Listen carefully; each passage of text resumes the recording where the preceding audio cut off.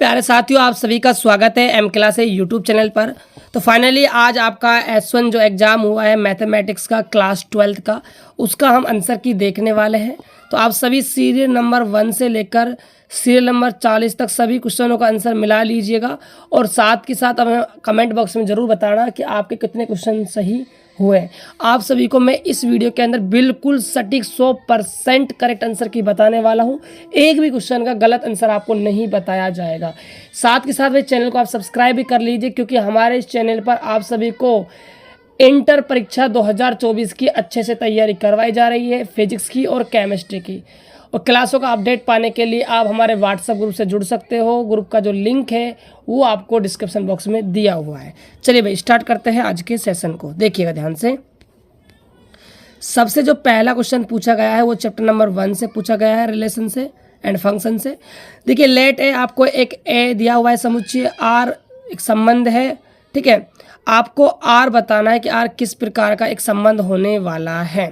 तो याद रहे ये आपका ऑप्शन नंबर, इसका फर्स्ट ऑप्शन बिल्कुल सही जवाब हो जाएगा, यानी कि प्रतिवर्ती और सममित लेकिन संक्रामक नहीं। ऑप्शन नंबर ए हो जाएगा। चलिए बात करते हैं क्वेश्चन नंबर हम सेकंड की। तो क्वेश्चन नंबर सेकंड है हमारा, यदि आर एक संबंध है, आर दिया हुआ है, द्वारा दिया गया समुच्चय एन है, निम्नलिखित में से कौन सा दिया गया संबंध संतुष्ट करेगा।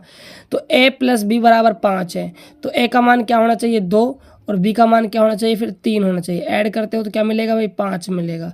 तो ऑप्शन नंबर आपका जो ए है वो आपका बिल्कुल सही हो जाएगा। चलिए क्वेश्चन नंबर सेकंड क्या है, आपको फलन दिया हुआ है कि भाई -π/2, π/2 -x, इसका क्या है भाई प्रांत है। आपको fx = sin x और देन sin x इज, तो sin x जो आपका फंक्शन है वो किस प्रकार का है। तो ये आपका 1 होने वाला है। ऑप्शन नंबर बी हो जाएगा। चलिए क्वेश्चन नंबर 4 काफ़ी शानदार क्वेश्चन पूछा गया है। ये आपके बोर्ड एग्जाम 2024 के लिए भी काफ़ी ज़्यादा इंपॉर्टेंट होने वाला है। देखिएगा fx का मान दिया हुआ है रूट के अंदर 9 - x²। तो आपको डोमेन निकालना है f का, राइट, यानी कि डोमेन निकालना है। तो x के कौन कौन से मान है पॉसिबल है, तो -3 आप यहाँ पर रख सकते हो और यहाँ पर प्लस का आप 3 भी यहाँ पर रख सकते हो। तो ऑप्शन नंबर आपका ए बिल्कुल सही जवाब होगा। चलिए क्वेश्चन नंबर 5 देखिएगा, आपको एक फलन f दिया हुआ है, ठीक है, और एक आपको g दिया हुआ है। आपको गोफ बताना है कि भाई गोफ क्या होने वाला है। तो इसका जो गोफ का जो सही आंसर होगा वो आपका हो जाएगा भाई, आप अच्छे से याद कर लीजिएगा, 1,3, 1,3, 3,1 और 4,3, यानी कि ऑप्शन नंबर आपका बी बिल्कुल सही ऑप्शन हो जाएगा। चलिए भाई मैं इसका अलग से फुल सॉल्यूशन वीडियो बनाऊंगा, हर एक क्वेश्चन का मैं कंसेप्ट के साथ आपको आंसर बताऊंगा। वो आपका एक बहुत बड़ा लॉन्ग वीडियो होने वाला है, समथिंग 1 से 1.5 घंटे का होगा। वो आज मैं शाम तक अपलोड कर दूंगा भाई, इसीलिए आप चैनल को सब्सक्राइब कर लीजिएगा, क्योंकि ये हाफ ईयरली एग्जाम जो है आपके एनुअल एग्जाम को भी निर्धारित करता है कि आपके किस टाइप के क्वेश्चन पूछे जाने वाले हैं।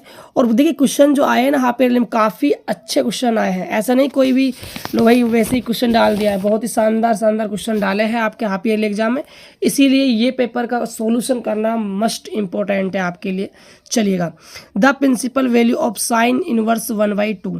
तो देखिए साइन इनवर्स 1/√2 किसका वैल्यू है 45 का, यानी π/4। साइन इनवर्स से साइन कैंसिल आउट हो जाएगा, आपका आंसर आ जाएगा π/4, यानी कि ऑप्शन नंबर आपका डी हो जाएगा। चलिएगा बात करते हैं क्वेश्चन नंबर हम 7 की। देखिए ये क्वेश्चन ना बच्चों को काफ़ी परेशान किया था, काफ़ी बच्चों ने इस क्वेश्चन को गलत किया है, ठीक है, लेकिन इसका जो सही आंसर है मैं आप सभी को बता देता हूँ। इसका जो राइट आंसर होगा वो आपका ऑप्शन नंबर बी होगा। मैं आपको फुल डिटेल जो वीडियो लाऊंगा उसमें बताने वाला हूँ कि आंसर कैसे आएगा। चलिए क्वेश्चन नंबर जो 8 है इसमें आपको वैल्यू फाइंड आउट करनी है, ठीक है। तो इसका जो राइट आंसर है वो हमारा -1 होने वाला है।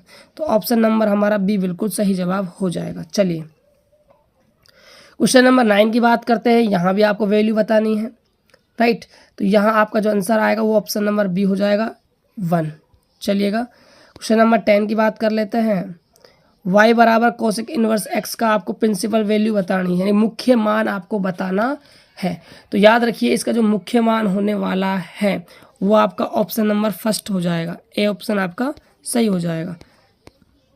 देखिए क्वेश्चन नंबर जो 11 है, यहाँ पर आपको सारणिक दिया हुआ है, डिटर्मिनेंट्स दिया हुआ है, तो आप यहाँ से डिटर्मिनेंट का मान निकालते हो तो यहाँ पर एक फॉर्मूला बनने वाला है।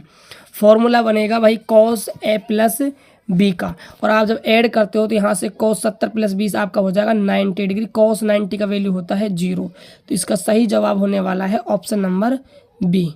चलिएगा क्वेश्चन नंबर हम बात करते हैं भाई 12 की। ठीक है, आपको यहाँ पर क्या निकालना है भाई, आपको यहाँ पर ए इनवर्स का परिमाण निकालना है, राइट। तो पहले देखिए आप इसका क्या निकालिए, ए इनवर्स का मतलब है आपको इसका व्युत्क्रम निकालना है। जब आप इसका व्युत्क्रम निकालते हो तो आपको मिलने वाला है -1/5। ऑप्शन नंबर आपका सी हो जाएगा। चलिए अगले क्वेश्चन की बात करते हैं। क्वेश्चन नंबर है हमारा 13। आपसे पूछा गया है कि 3 बिंदु आपको दिए हुए हैं और तीनों बिंदु क्या है, संरेख है। और हमने सीखा है कि जब भी तीनों बिंदु संरेख होते हैं तो त्रिभुज का जो क्षेत्रफल है यानी सारणिक का जो मान है वो 0 के बराबर हो जाएगा। तो यहाँ से आप के का मान निकालते हो तो आपको के का मान मिलेगा भाई -3। ऑप्शन नंबर बी हो जाएगा। फुल वीडियो जब मैं बनाऊंगा तो काफ़ी अच्छे से वहाँ समझाऊंगा। ठीक है, ये आपको सारणिक दिया हुआ है, इसका आपको वैल्यू फाइंड आउट करना है। तो इसका जो आंसर आएगा प्रसार करने के बाद वो आएगा 4ABC। ऑप्शन नंबर ए हो जाएगा। देखिए क्वेश्चन नंबर 15 है, इनको आप आपस में ऐड कर लीजिएगा। ठीक है, तो यहाँ से 4 प्लस में जो y है वो किसके बराबर हो जाएगा, 0 के। तो y का मान आ जाएगा -4 निकल कर। ठीक है, -4।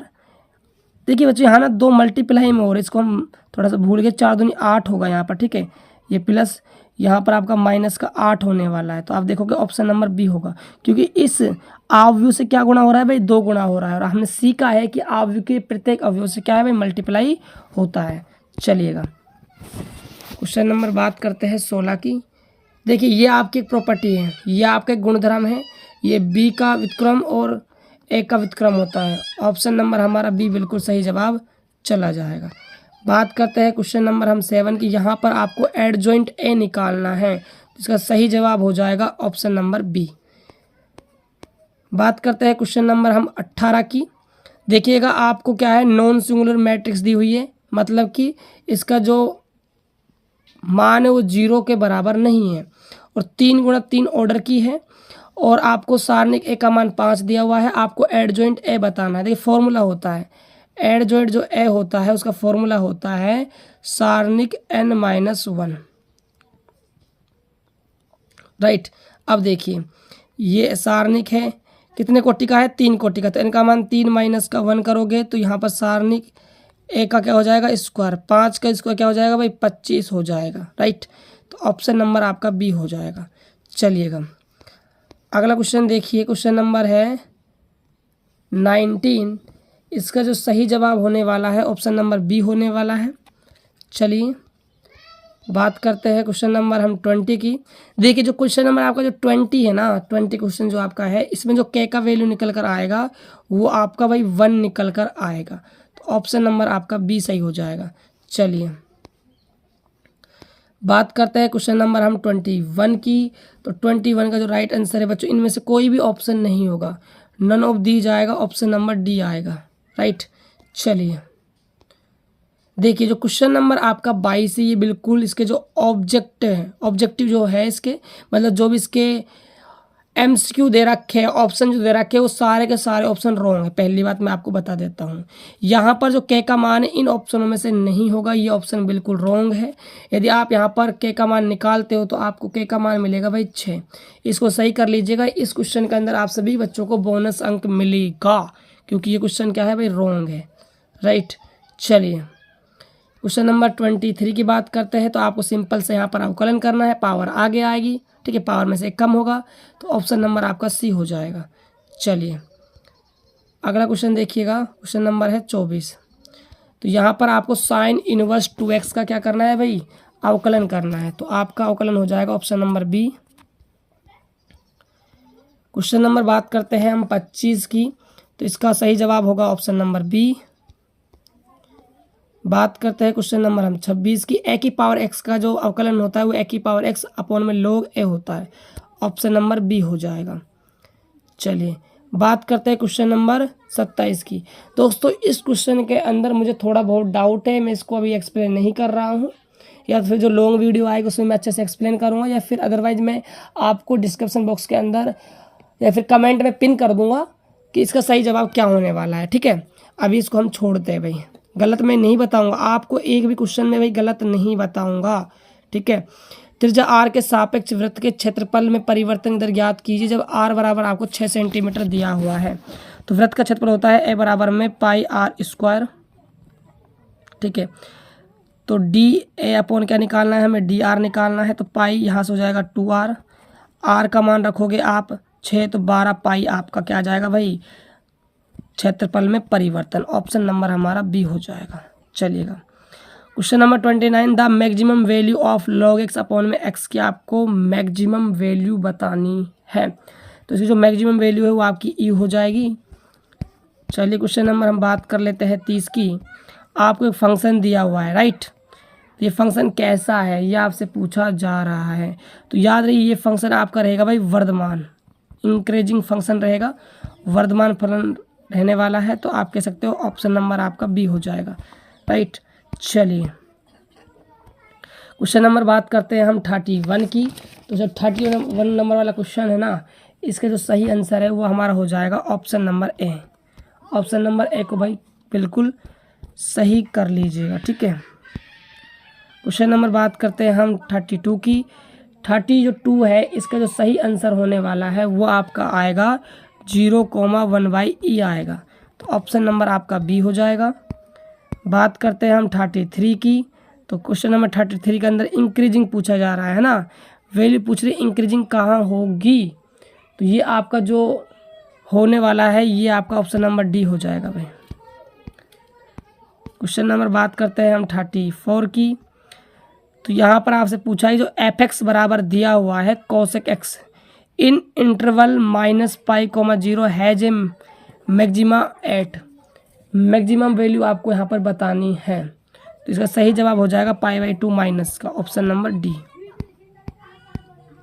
क्वेश्चन नंबर बात करते हैं हम 35 की। The least value of F x e की पावर x प्लस e की पावर -x, तो इसका जो सही जवाब होने वाला है वो आपका हो जाएगा भाई ऑप्शन नंबर C2 होने वाला है। ठीक है आंसर इसका। चलिएगा क्वेश्चन नंबर है 36। यदि स्पर्श रेखा y अक्ष क्या है भाई समांतर है, और जब भी स्पर्श रेखा y अक्ष के समांतर होती है तो dy अपॉन में dx बराबर क्या आता है भाई 0 आता है। यदि यहाँ पर x अक्ष के समांतर होती तो ऑप्शन नंबर बी हो जाता, बट y पूछा है तो ऑप्शन नंबर ए हो जाएगा। चलिएगा क्वेश्चन नंबर है हमारा 37। y बराबर x² प्लस 4x प्लस 1 बराबर x बराबर 2 पर स्पर्श रेखा ज्ञात करनी है। तो इसका जो सही जवाब होने वाला है क्वेश्चन का वो आपका 8 हो जाएगा, ऑप्शन नंबर हमारा बी हो जाएगा। फुल वीडियो के अंदर बच्चों मैं पूरे अच्छे से क्लियर करने वाला हूँ कि क्वेश्चन को खोल खोल कर, उसका आप टेंशन मत लीजिएगा। ठीक है, the equation of the tangent to the curve, एक कर्व दिया हुआ है, एट पॉइंट दिया हुआ है 1,3 इज, तो इसका जो सही जवाब है वो हमारा हो जाएगा option number D. Option number D, इनमें से कोई भी ऑप्शन नहीं होगा भाई, ऑप्शन नंबर डी होने वाला है। चलिए क्वेश्चन नंबर है 39। Find the normal to the curve at point x = 2। तो यहाँ जो सही जवाब आने वाला है वो आपका आएगा भाई -1/15। ऑप्शन नंबर हमारा भाई सी बिल्कुल सही जवाब चला जाएगा। चलिएगा क्वेश्चन नंबर बात करते हैं हम 40, लास्ट एंड फाइनल क्वेश्चन है। ठीक है, चलिए the equation of the normal the curve at the point, आपको पॉइंट दिया हुआ है, इसका जो सही जवाब होने वाला है वो आपका ऑप्शन नंबर भाई सी हो जाएगा। तो ये थी भाई आपके मोस्ट जो क्वेश्चन पूछे गए 40 आपके हाफ ईयरली एग्जाम में, उनके आंसर की। आई होप कि आपको अच्छे से समझ में आ गया होगा। आप सभी कमेंट बॉक्स में पिन कर दीजिएगा कि भाई आपके कितने क्वेश्चन सही बन रहे हैं। ठीक है, और कोई भी आपका डाउट हो क्लास से संबंधित तो आप वहाँ पर डिस्कस कर सकते हो। तो मिलते हैं और एक बेहतर वीडियो के साथ, तब तक के लिए वंदे मातरम।